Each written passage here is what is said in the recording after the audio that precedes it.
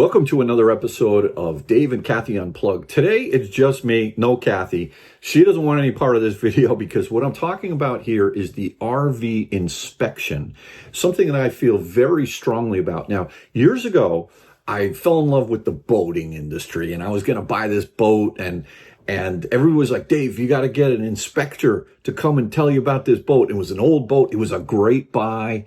And I was so into it. You know, I looked at it online and the day came for the inspector to come. And sure enough, the guy checked out the boat. It was on the Hudson River in Nyack, New York. And I thought I was getting this great deal. My dad came down, Kathy came down, and I was all excited. And the inspector, he looked at me, he goes, "Do not buy this boat." And I was like, "Why?" He goes, "There are so many reasons why you don't want to buy this boat." I had no idea what I was doing. I thought you put a boat in the water, you give it the gas, you have fun, and man, was I wrong. So this guy basically saved me, right, from a major mistake because it needed a whole new engine. It had had water damage, it had electrical problems, and so the good thing is I hired an inspector. And you know what? It's no different with the RV industry. As a matter of fact, it's maybe even more important with an RV than it is boat. Both are super important. So in this episode, what I'm going to do is I'm going to tell you why, the top 5 reasons why I think you should hire an inspector, whether you're buying a pre-owned RV, a brand new RV, or if you've had an RV for 3 years and you haven't had it inspected for a while, I'm going to tell you why I think you probably should even have it. Just like you go to the doctor to get a checkup. How are you doing from a health-wise? You know, this is important stuff. So let's get into this episode. I'm also going to be taking you through the exact RV inspector report that I got, that I paid for, and I'm going to show you exactly what this inspector gave me because to me, it was worth every penny. The good news is no major issues. I'm buying the RV. I actually bought the RV sight unseen with the inspector's eyes down in Florida while I'm up here in Connecticut.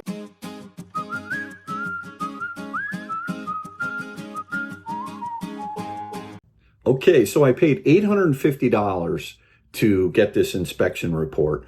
And I'm going to tell you what I think, the top 5 reasons why you want to get an inspection. First of all, the inspector can uncover any kind of hidden water damage or mold that's in the walls or the floors that could cost thousands to fix later. Your keen eye, you know, if you don't know what you're doing, you're probably not going to be able to spot that. Second, to check the frame and the hitch for integrity, ensuring that they handle the towing safely and that there's no cracks in the frame or no bending in the frame. And there's been some chatter out there about a lot of frame bending issues that are out there. So you want to make sure that the frame is good, that it's a solid frame. Third, you want the inspector to test the slide outs, whether they're electric or hydraulic, and also the leveling system if the unit that you're looking, the unit that I bought is a 5th wheel Brinkley, as you'll see here in a moment. And, you know, we have hydraulic slides on the rear two, the main slides in the back, but the front slide is actually an electric slide. And it has hydraulic lifts on either side. So you want to make sure that there's smooth operation and no surprises. Actually, the inspector found an issue with my leveling system that not a big deal, but he was able to uncover that. Fourth, you want to make sure that the electrical system and the propane systems meet the safety codes and that you don't want to have any fire risks or anything like that. In addition, you want to make sure that the water system itself is not having any leaks. You know, making sure that the roof has not leaked or anything. Like water can get everywhere. And I know that, you know, it can cause a lot of damage. So an inspector with a keen eye that's trained to do this is really someone's good. And then fifth, you want to have them evaluate the insulation and the weatherproofing for energy efficiency, savings, and fuel and comfort. just when you're using it. Checking obviously the AC. They check lots of different things, but they should be. This is something that's important. You don't want to just hire a friend that's had an RV for a long time. No disrespect.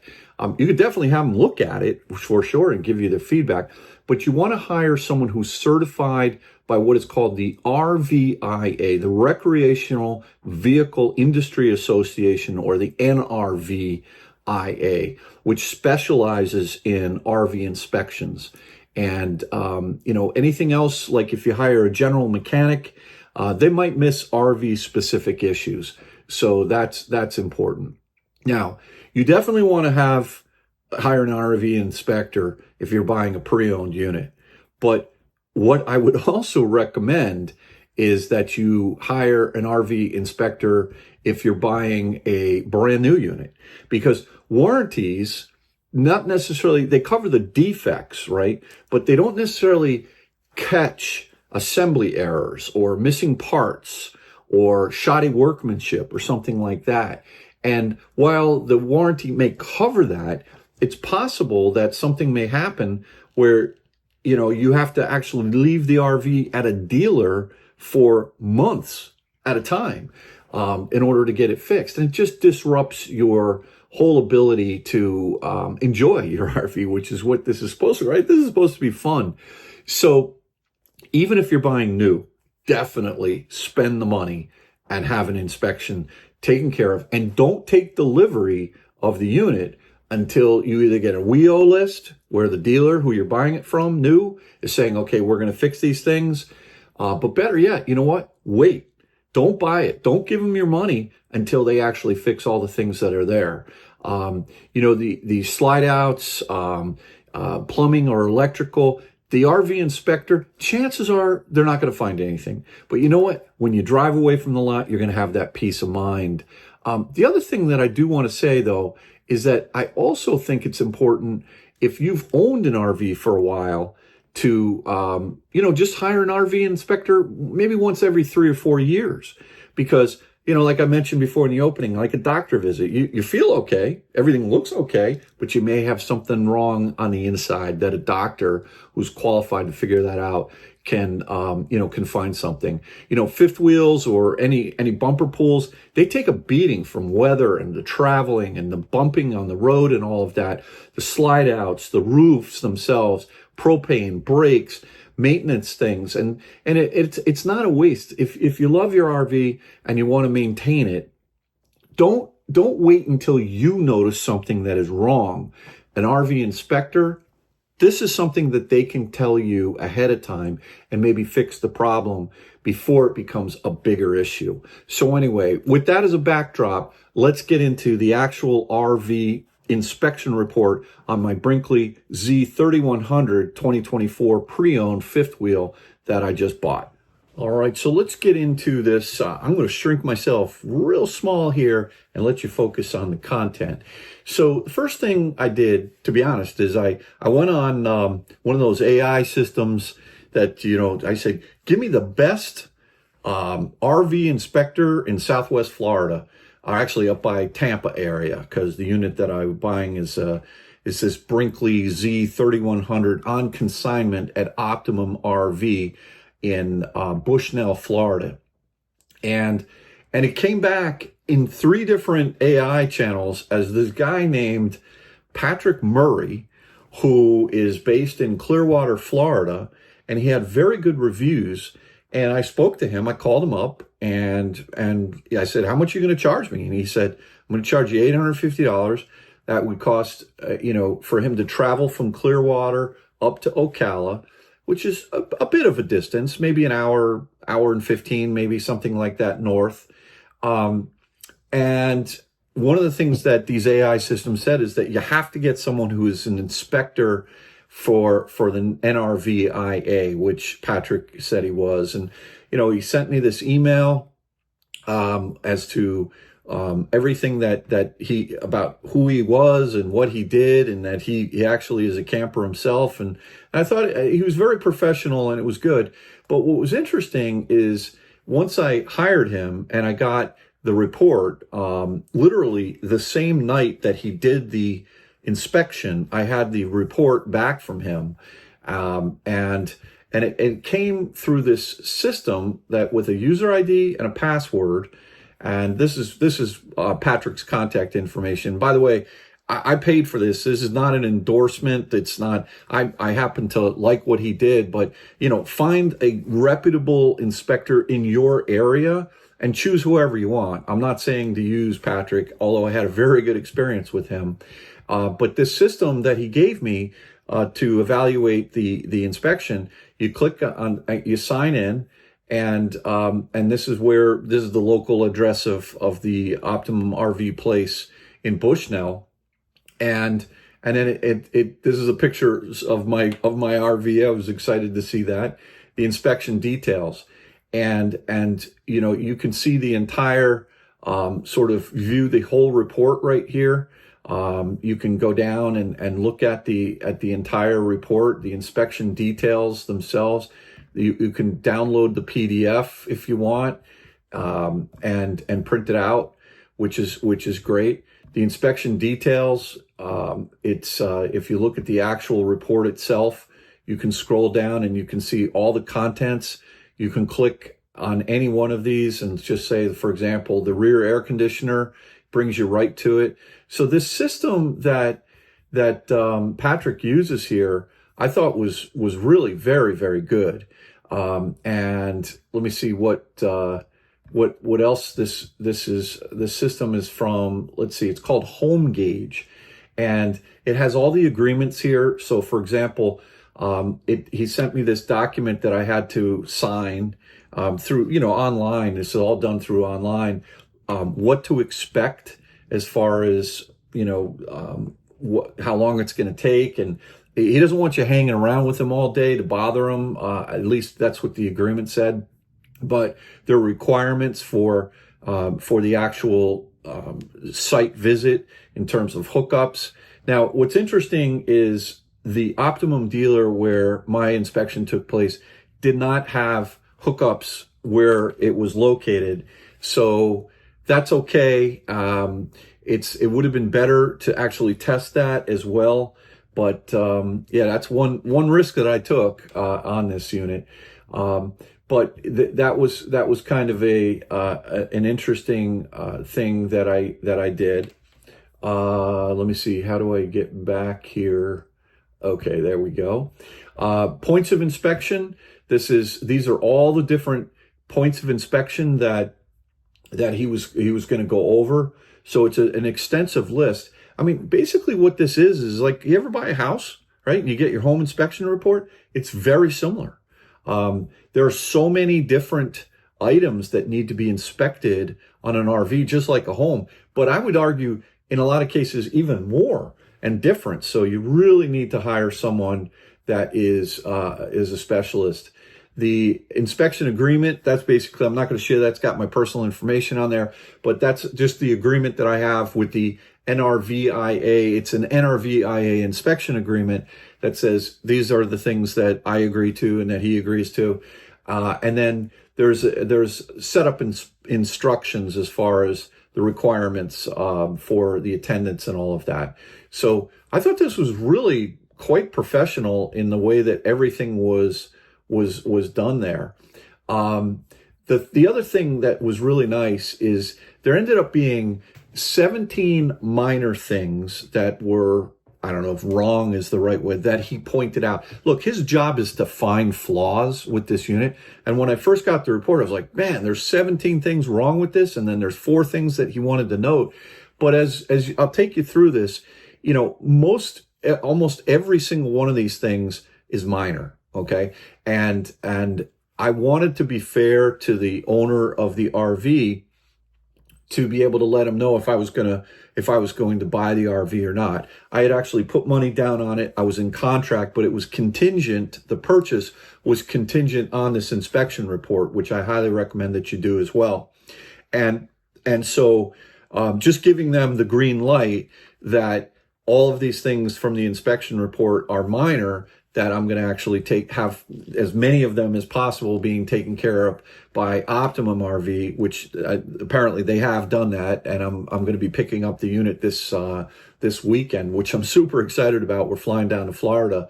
I'm filming this video up in Connecticut, but we're going down to Florida tomorrow to take delivery of it on Saturday. But what was nice was you could actually request this list of items, and you can see that there are 17 minor issues and there are 4 notices. So let's go through each one of these minor issues that are here. The first is that there was mold and dirt on the roof. Now, look, this thing's been sitting out in Florida for who knows how long. It's been for sale for a little while. I think maybe 180 days or something like that. Not a super long time. But, you know, if it's not been cleaned or detailed, it's going to be dirty. So the RV inspector observed mold and dirt on the roof. It is recommended the roof be properly cleaned. Okay. Guess what? My car sitting out in the driveway needs a bath as well. So, all right, 1 down, 16 to go. The next, now this is an interesting one. This is the rear air conditioner. There are 2 AC units. This is the chill cube that's in the rear. And the RV inspector observed that the rear air conditioner coils are dirty. And so this is taking off I guess if you look at the actual coils on the RV, on the air conditioner, you can see where he points out with arrows really nicely that it just needs to be cleaned, and maybe like some kind of a spray on there. You can see the green, the mold that's on there as well. The dealer's going to take care of all that. At least that's what they told me. So when I get down there, this thing better be minty mint. All right. Air conditioner's a little moldy, or it needs a cleaning. All right. 15 to go. Sidewall condition, minor issue again. I like how Patrick points things out with this little black marker or this pen as to what it is. Mold and dirt on the sidewalls. It's recommended the sidewalls be properly cleaned. All right. No issue there either. Let's keep going. Mold and dirt on the sidewalls of the RV. This is recommended. Again, same thing. It's dirty, right? And as a matter of fact, I asked the Optimum to not do anything to the unit and just have the inspector look at it. That way, anything he found, they'd have a punch list to go through it, which is exactly what the dealer did. So the sequence of this really worked out very well. So again, just clean it, right? The RV inspector observed that the top trim for the main street side cargo bay rear door is not properly aligned. It's recommended this be repaired. And you can see right over here. I don't know how serious that is. I don't know if it looks odd. It looks like it was maybe bent right there or something. I'm not really sure what that means, but to me, it's a minor thing. I don't think it's nothing to do with the frame or anything like that. So again, I don't know. Maybe somehow it got a little bit damaged or it's misaligned. So I'm not even sure. It's possible that the dealer actually just realigned it because I sent the dealer this entire inspection report, and this is the punch list that they went through before they're actually delivering the unit to me. I'm hoping that the dealer went through all these items and has taken care of it. The next item is that there were a little bit of rust on the entry steps and the handle. Okay, I mean, a little sandpaper, a little Krylon or whatever kind of rust type paint. I mean, it's a year and a half old. This particular Brinkley was delivered new to the owner in December of 2023, built in October of 2023, and it's a 2024 model. So, a little bit of rust. I mean, that's to be expected. Minor. All right, let's keep going. The RV inspector, he was unable to fully evaluate the awnings because of where the dealer had it parked. So they worked. I have no reason to believe that they didn't work. When I go to pick it up on Saturday, I'm going to make sure that they extend all the way out. But Patrick, he didn't think there was any issue. It's just that it was where it was parked. It was kind of tight to be able to test that thoroughly. So I don't think there's any issues. Now, one of the things that's interesting is a lot of these RVs with slide outs, they have these slide protectors that go over the top. And, you know, a lot of people they swear by them. And I actually didn't want that on my RV. This unit's going to be kept down in Florida. It gets windy down in Florida. And, you know, imagine if it's nighttime and the wind kicks up and that slide protector is starting to flap in the wind. The only way to stop that, I think, is maybe to pull the slide in, and that would make noise and it's disruptive. So, and it's just one more thing to go wrong. As a matter of fact, when Kathy and I were looking at pre-owned units just locally here in Connecticut, I noticed that one of the slide protectors was ripped. So it's just one more thing to go wrong. I mean, obviously, you may have to get up on top of the roof and maybe sweep off the top of the slide before you close it. I think that's probably a good idea to make sure there's no pine needles or branches up there or anything like that. But I personally didn't want the slide protectors. That was just a little aside for you guys. The next thing is roller marks on the subfloor of the street side front slide out. Now, street side front slide out is the bedroom slide. It's recommended that the slide out be further evaluated by a qualified RV technician for proper alignment. There were two things that Patrick checked out on the front slide unit. The first was the roller marks on the subfloor underneath. And my understanding is that that Optimum actually did a minor adjustment to this. This is I forget what system this is. I can't remember the actual name of the system Brinkley uses. It's an electric slide on the front slide pullout. But they did adjust it a little bit. And so I'm hoping that is a good thing. Even though Optimum RV in Florida is not a Brinkley dealer, the good news is that this slide system is something that they work on because it's sold by Lippert, I guess, to many different manufacturers. So it's a very common, adjustment that they're used to making. The next item was that there was some staining on the subfloor of the street side front slide out. And I was like, okay, water damage? What's going on here?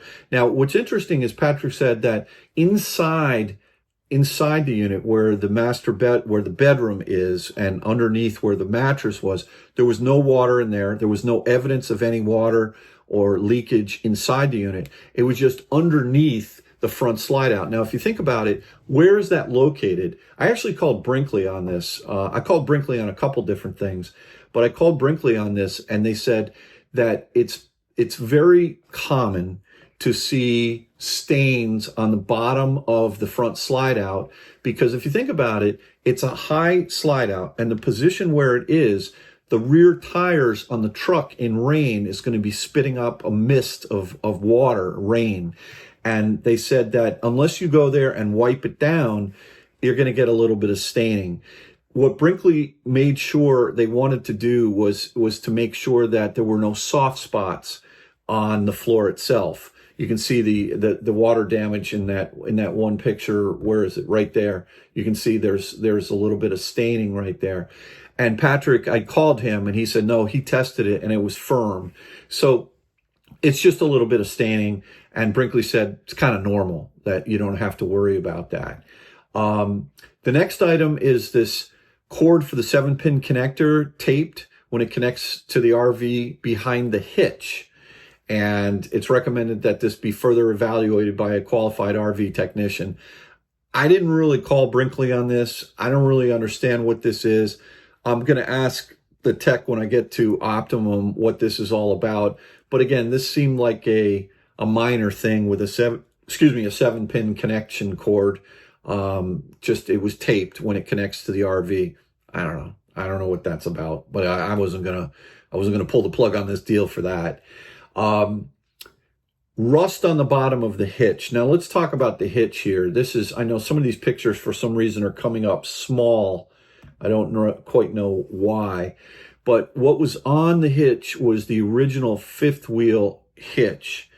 And on many of the blogs and forums, a lot of people said that they actually switched to the Gen Y hitch because it's just a lot better for lots of different reasons. I'm not going to get into the Gen Y hitch argument here, but I actually swapped it out, and I had Optimum do it for me, and so basically what we're going to be installing in my son's 2024 F350 diesel, rather than a fifth wheel hitch in the back of his, or receiver in the back of his pickup truck, we're going to get a 5-inch offset, and we're going to go with a gooseneck setup. Apparently it's a lot smoother, it's a lot easier, and everyone says you should do it. As a matter of fact, Brinkley offered the Gen Y hitch as an option, and I believe they still do as an option. But I went ahead and I swapped out this hitch. So I'm keeping the hitch. Optimum put it in a nice box, and I'm going to keep that. So when I go to sell this RV at some point down the road, I will be able to sell it with the Gen Y hitch, and also sell it with the hitch that was on here. I forget I can't remember the name of the hitch that came standard on the Brinkley. But yeah, I'm happy I did that. So it's got a little bit of rust on it. I don't really care because I got a brand new Gen Y hitch. Minor issue here. The RV inspector observed an underbelly tape that's peeling near the center of the underbelly and the front of the axles, in front of the axles. It's recommended, like, fix the tape. But more importantly, what Patrick said to me was, like, why is there a panel there? He said it kind of looked factory, but it was a bit odd to him to see that. And so once again, I called Brinkley, and they were great. And they said, I sent them these pictures, and they go, oh yeah, that's our work. We did that. And what that is, see, for the gray water and the black water valves on the Brinkley Z series, they're electrical or automatic valves. They're not manual valves that are when you open up the sidewall on the street side of the RV. They're actually electrical switches. And under here, underneath the bottom of the RV, is where the manual, to be able to get to the valves, the manual ports, in case the electrical switch fails. So yeah, I mean, you can see the tape is peeling a little bit. It's on the bottom of the RV. It's a 1.5 years old. So no big deal. They said that's normal. So I wasn't really worried about that either. This was kind of a weird thing that I wasn't quite sure. If you can see there's like tape that is going over to, this is basically on the curbside, only on the curbside wheel, both on the front wheel and the rear wheel. This is a dual, it's got four wheels and tires on this particular unit. And there is a wire that runs to the brakes. So, and Brinkley, they said, yeah, it's a little bit odd, but as long as it works and it's tested, just have them tack that up. That I don't know why it was draping, because on the street side it wasn't draped, but on the curb side it was just, you can see it was kind of draped over. Let me see if there's any other pictures here. Yeah, you can see right here with the arrow. A little bit odd, but Brinkley said, you know what? Don't worry about it. Just kind of secure it up there. What you wouldn't want to have happen is for this tape to get caught in the wheels, is what Brinkley was saying. So just have the technician or, you know, the guy from Optimum just to kind of tack that up. So when I go to pick up the unit, I'll make sure that was in fact done. The hydraulic fluid level was below the fill line. Let me just see if I can, you can't really expand it, but it should be a little bit higher. So there was no evidence of any leakage. Why was the hydraulic fluid lower? Maybe that's just a maintenance item that the owner didn't take care of. I don't really know. If any of you have a Brinkley Z and you say, oh yeah, that's normal, I'd love that kind of feedback in the comments. But, you know, just it's recommended this be further evaluated by a qualified RV technician and just top it off, right? So fluid be added. So that was something else. This was an interesting one that I was a little bit concerned about. The auto leveling jacks, when he went to put it to the highest point, they actually sunk down to the lowest point. And what Patrick was saying is that that's not a big deal. He sees this quite often. I don't know enough about this, but I trust him. And he was saying that the retract height just needs to be set to the proper hitch height by a qualified RV technician. So I'm hiring a U.S. carrier to pick up the unit on after I take the delivery of it on Saturday, which I'm going to make a full video on the delivery of our RV. It's hopefully that's going to be a fun one. I can't wait to see this unit.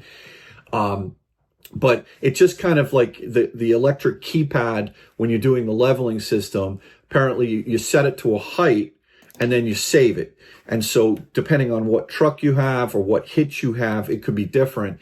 And somehow maybe the memory got messed up. Patrick said he said not to worry about that. It's not a reason not to buy the unit. The hydraulics were working fine and it was going up and down. It's just that the leveling jacks didn't actually, they retracted all the way to the bottom. So again, not something to worry about. The refrigerator and freezer, a lot of mold in there. Right now, it's possible that maybe when the unit was on the lot in Bushnell, Florida, maybe or even before, it's possible that the refrigerator was not left open to breathe. And, these RVs sit on these lots, so it got some mold in there. Okay, I think that's normal, right? The refrigerator worked fine, but it had mold in it, so it just needed to be cleaned and detailed. So a little bit dirty and moldy. The microwave, the actual plate in the microwave was missing. Okay, I remember when I would go to college and I had to take my microwave with me back in the day. I would take the plate out so it wouldn't rattle. I have a feeling that when you travel with a microwave, you want to take that little plate that goes around and round, and maybe they stuck it under the mattress somewhere, or maybe the guys at Optimum have it. If they don't, I'll just buy another plate if it's missing for some reason. It's possible it fell out and crashed, and who knows. But again, not something to worry about. This was kind of an interesting one. I was a little bit concerned about this, and once again, I called Brinkley on this. The RV inspector observed marks on the kitchen floor in front of the refrigerator. So this is on the street side pullout, and it's where it was, if it was all the way in, the slide was all the way in, there's a rubber wheel that actually made some marks on the flooring. And Brinkley said, yeah, that's super common. Patrick said it wasn't scratched, but it left some rubber marks there. Now, I've seen pictures subsequent to this of when they actually, let me see if there's a couple there. You can kind of see it a little bit better right there. Oh yeah, right here you can see it. But it's not scratched, and it cleaned up like very easily when they went through, when the Optimum tech went through. He cleaned it up, and my sales guy sent me pictures of it. Shout out to Joey and also to Julia in service. And they did clean up those marks on the slide floor. But over time, those are going to have a tendency to want to come back. But they did clean that as well too. But remember, we're not going to fully detail it until right before you get here. So they probably didn't do the fridge yet, right? So that's on the list before you guys show up. That way it's pristine when you arrive. Let me know if you want me to check anything else. What's interesting in the bedroom, there's a huge walk-in closet, and it has two glass doors that slide. You can see they're over there, and this is a little plastic latch that was broken, and so that's what holds the door shut. I've seen others where you have to open one side, and then there's a little like canvas strap that straps them, so Brinkley does a little bit differently with these plastic, little plastic, I don't know, securing devices. I don't know what you would call it. And so Optimum just ordered one from Brinkley and replaced it, and it works fine now. And so I've got a new little clasp, the latch, I guess is what you would call it. And then the RV inspector noticed that all the way in the back of the unit, the street side rear window next to the rear sofa was difficult to close. So I was told Optimum Tech just adjusted it a little bit. So nothing, no big deal there. And then in the rear of the unit above the sofa on the left-hand side, the curb side, there's a little light there, and the light switch was broken, and Optimum fixed that as well. All right, so let's go to the actual report itself that Patrick created for me. You can see the VIN number here, 1757, and this is all you can jump to minor issues right here, or you can actually go up to the notices and the comments. So these are the 4 items that Patrick actually noticed and brought to my attention. These we went over, actually. These were not minor issues. These were just comments that he had. So we already actually went over these. The RV inspector observed rust.